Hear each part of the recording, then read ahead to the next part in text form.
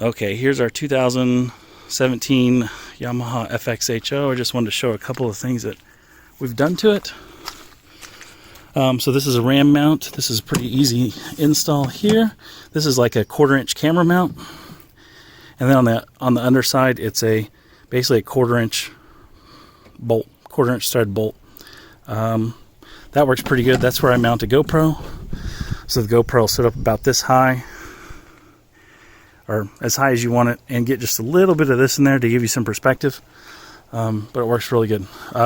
These skis are like 4 years old, and I had never done anything with the plastics on them, and they were kind of faded. Actually looked more like this, but we used this stuff called 303 protectant. Worked really well and really popped the black back out. Looks like we need a little bit more on there. What else have we done up here? Oh, to be able to see the fuel tank, we took this panel out and cut a piece of plexiglass and drilled it and all that. And now you can see, and you can see in there too on the fuel tank maybe, there's a couple of lines. I don't know if you can see those in the camera or not, but we've got a couple fill lines, so we always kind of remember how full it is, or when we're filling it. And we fill real slow, and one person can look, and that's how we figure out how full the tank is without overfilling it, because you know how these things like to gurgle gas and splash back out at you. But anyway, this makes it super easy to fill them all the way to the top when we go to the gas station. I'm going to climb up on this trailer. So I actually wakeboard a lot behind this. I actually wake skate a lot behind this. So to pull that skate, I actually clip. I have this here all the time, and then I clip this to the wakeboard rope. Right now it's just got a dock line on it because that's super easy to tie it off once, or tie the skis together or something. Something we added from the factory. This is a factory part. I don't know what the part number is, but that little hook. But on this machine, at least, it's really hard to get up in there to get to attach the rope. So this makes it much easier, much easier. You can see there I've put another ram mount for mounting the camera. Would you pull this seat off the back?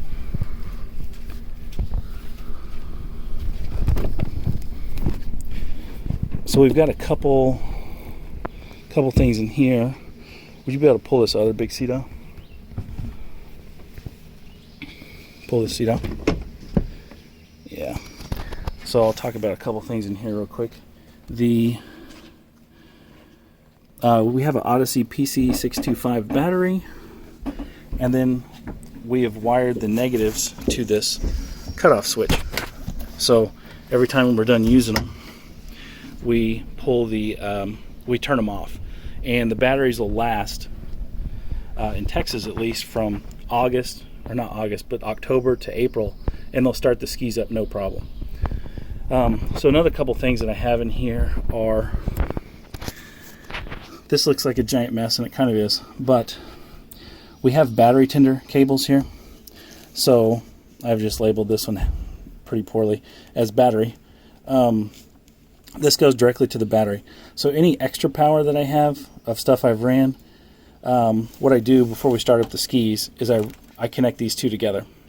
And this is a Y cable, and I've got one Y going to the back here to this, and it actually powers I've got a piece of power back here so that I can power the GoPro off of it, so that way I don't have to worry about changing batteries in the GoPro.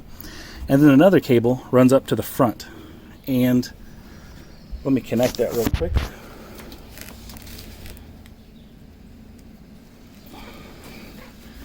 Okay, so now I've got power, and you can see that this one's powered. It shows you the voltage, kind of nice. And then up here, we've got a Garmin. There's our Garmin loading. I had Boondocks PWC. His name's Lauren. He made this mount for me that fits in the cup holder. And in the front of here, I'll just try to explain it. What we have is, in the front what I have is that, it's called a SAE cable. And the SAE cable comes up under here, and I might be able to see it under here. Oh yeah. I've got another splitter, and one goes to power the GPS, and then one goes to power this other USB. And up here I've basically got a USB that is under the cables in here, kind of under the steering wheel, but I can charge my phone with it, or I actually run it to the cable up there. Is there anything I'm missing? Oh, the transponder setup on the back of the ski. The only mods I've done to this ski are, it has a Riva filter in it, and it has a the ribbon delete. So ribbon delete and then the Riva filter. And let's look at the GPS setup in the back. I've tried to explain this to several people. So instead of drilling a hole in the hull, what I did was I actually bought a extra drain plug, really only in case I screwed one of them up. But I actually ran the cable. You can drill for at least this transponder, which is what the Garmin comes with, or ours came with. The Garmin model is a 53 CV. It has the lake maps preloaded on it, and it's a couple of years old. I think it has the version 2 of the lake maps, and the newer ones have version 3. But the 53 is lake, and the 54 was ocean maps. But to set these up, I really didn't want to drill into this, so what we did is basically drilled a 1/4 inch or maybe 5/16 hole in here, and the fitting that goes to the Garmin actually will fit through that hole. And then this is Loctite 5200 Marine, I believe, which was turned on to me by, several people told me about this.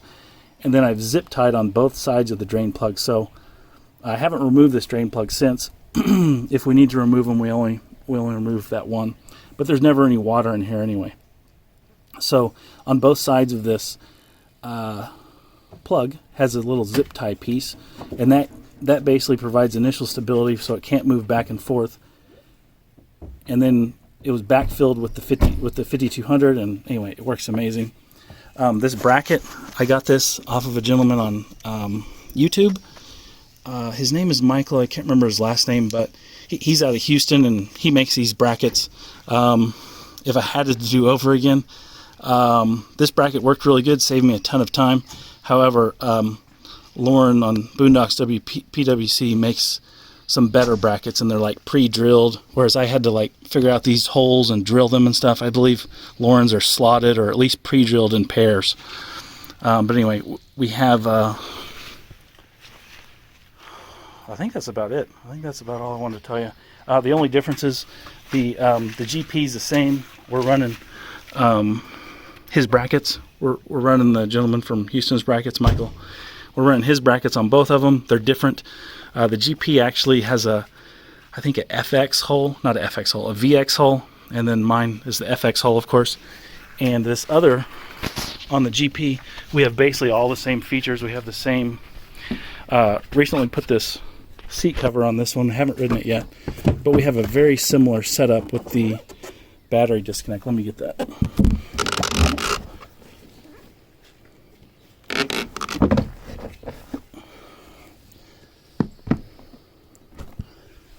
On this one, see, we screwed them to here. So we've got some type of L-shaped bracket. It was actually quite a bit of work to make the brackets. And these are battery cables, but that's how it's set up in the GP. Then the battery cables, you just connect them basically to the negative. So you're really connecting the negatives there. And then all of our connections are soldered, crimped and soldered for these battery cables. That way they never fail. Let me show you the GPS mount on this one, where we put it. So we put this one on the opposite side, and it works really good. You can see how big this screen is. So if you're sitting up here, this is about your view. So this 5-inch screen, it's a 5.3-inch screen, I think. You can still see both of the mirrors and all the dash. And it's very similar with this. I think the dash is slightly smaller on this GP. Alright, so I forgot to add a couple things. So, we have bypassed the visibility spouts on these. And on my older skis, I had a 05 and 06. There was plenty of room in here to put basically a ball valve. But these ones are really, really tight, these 17s we have. And this is the GP1800. So all we've done is basically we've got a shark bite. I think it's a 1/2 inch shark bite. This is extra 1/2 inch hose. On the GP, they're known to actually burst the hoses if you shut them off. So what we did on it is we actually this is a small piece of hose here, and then we got a T-fitting. This is the original hose, and we just added this piece of hose, so basically it all sprays out the side. Okay, and while I'm on the GP, I'll have you a look at, we have Jim's Performance Cut plates on these, and they actually cleaned up the handling quite a bit. Tracks quite a bit better in the rougher water in the chop. And both of these skis have Riva intake grates on them with the pump seal kits. So this is the GP, and then I'll show you the FX, the spray eliminator on the FX. A little bit different. Factory hose here. I think this is a 1/2 inch shark bite. Small piece of hose going up to the top, and then same redirect scheme here. But we've basically just always left it open. And these are the wave eater things on Amazon. If I had to do over again, I think the shark bite one's probably like $3, $4, $5, and these were like 17 bucks. So I'd probably just buy the shark bite. But since I leave it open literally 99% of the time, that's the way I leave that. And then here's the similar setup on the FX. There's the plate. You can see how machined these were. And then there's the grate on the FX, and this handles quite a bit better. Honestly, I had a 2006 FXHO, and it actually handled quite a bit better than this one on the rough water. So this one, both of them track a lot better at low speed, and even at high speed when you're going across some chop, they track quite a bit better. So I definitely recommend both of those mods. Well, all the mods I've shown you, obviously I'd recommend, but that's about it. Okay, see you, bye.